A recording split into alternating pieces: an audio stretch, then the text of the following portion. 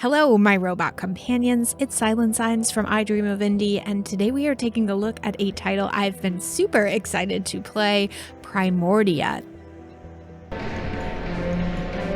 What's in that building? Why, Arbiter's Court, of course. Why else would we be here?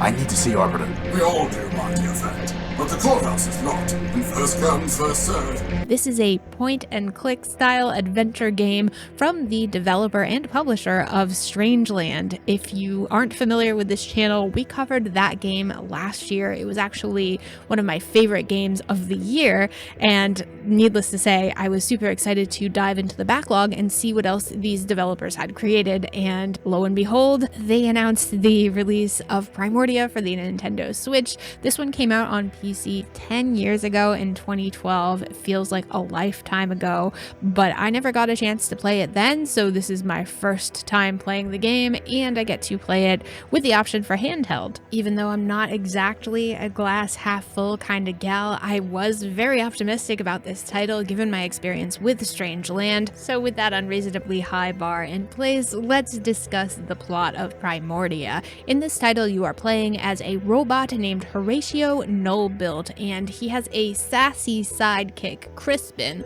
which is a armless floating robot companion. They are, for the most part, minding their own business, living out their lives in a crashed spacecraft in a post-apocalyptic wasteland and salvaging scrap from the debris they're about, when all of a sudden their power core is stolen from a robot that they don't recognize, and they're not about to take that lying down. Not like they had a whole lot else going on anyway, so off they go to the city of Metropol, the last remaining city in the world, to reclaim what's rightfully theirs and maybe figure out what the heck the deal is with that city as well. As far as gameplay goes, this is a point-and-click adventure game, and it plays exactly how you would expect one to.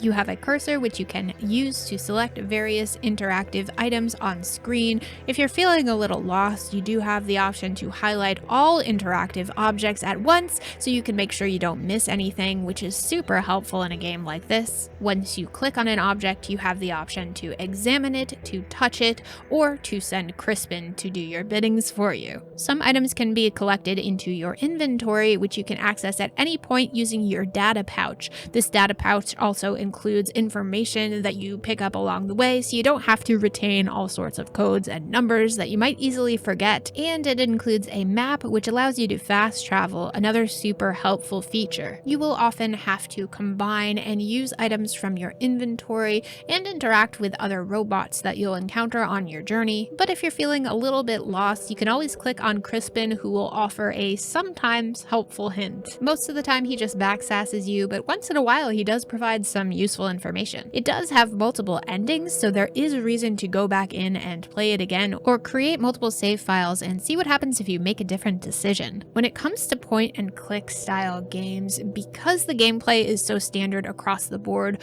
what really makes a title of this genre stand out is whether it is telling a story that is engrossing, whether you find yourself being invested in the lives of the characters, and whether the solutions to the puzzles they are presenting you are logical enough that they don't make you pull your hair out with frustration. And in my very humble opinion, I do believe Primordia succeeded on all of these fronts. I absolutely found this world to be one that caught my attention. There is this whole set of religious beliefs built into this game, which is a theme that I was definitely not expecting. The robots in this world view mankind as their creator, and they have this hierarchy system based on how closely you were to the original robots built from mankind. They have religious texts relating to this. It's really fascinating. And these characters themselves, despite the fact that they are robots, seem to have emotions and relationships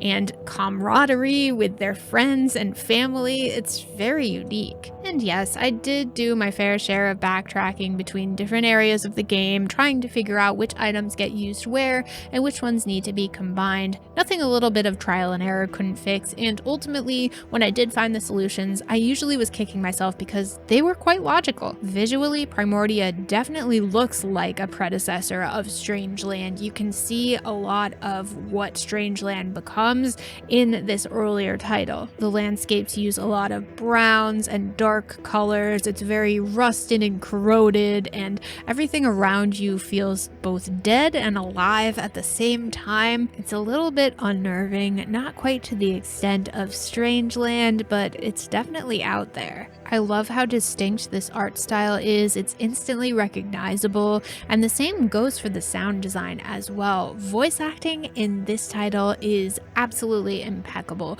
I bought these characters, I was invested, and a lot of that can be attributed to the voice acting. The atmosphere that they create in this game with the visuals and the sound design, the eerie soundtrack in the background, it's just unmatched. Yes, this title also wins our Golden Genie Lamp of approval.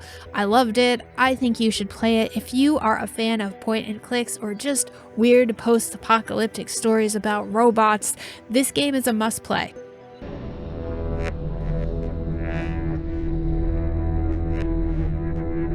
Boss?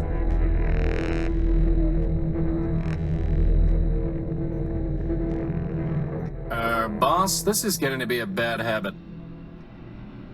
Are you okay? I'm fine. My optical sensors went haywire for a minute. What happened? Well, that robot threw your gospel off the bridge, and then it said, "Welcome to Metropol," again, and that Metromind wishes us a pleasant stay.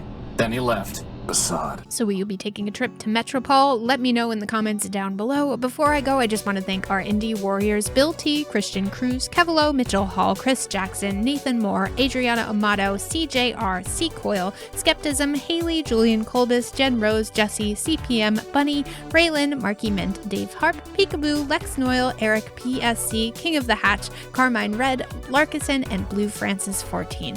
Thank you all so much for your support. Thank you for watching this video. If you haven't already, don't forget you can subscribe down below so you don't miss any of our reviews, and check out the description box if you'd like to see how to become an indie warrior yourself and a bunch of other ways to support the channel as well. Thanks again for watching, and I will see you next time.